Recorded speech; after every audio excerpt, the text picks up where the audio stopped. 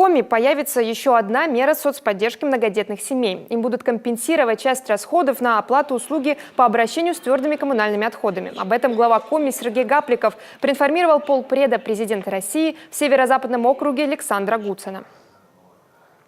Нас это, конечно же, очень обрадовало. Более того, вы знаете, мы же все прекрасно понимаем, что труд материнский – это очень серьезный труд, это ежедневный, каждую минуту, каждую секунду это нужно работать. И мы сегодня приветствуем воспитание большого количества детей, это и большая нагрузка, финансовая нагрузка, поэтому каждая копейка, можно сказать, на счету. Поэтому вот такая мера поддержки, она, конечно, будет воспринята очень положительно. Мы понимаем, что новые платежи, которые вводятся, всегда тяжелы, хотя мы понимаем их необходимость на сегодняшний день, их ведения.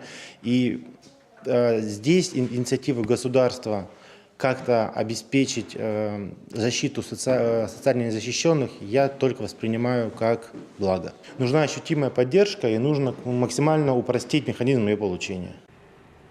Дополнительные меры соцподдержки правительство Коми проработало по поручению Сергея Гапликова. Сейчас проект постановления проходит процедуру согласования. Кроме того, меры соцподдержки по оплате коммунальных услуг, в том числе и за вывоз мусора, уже получают льготные категории граждан.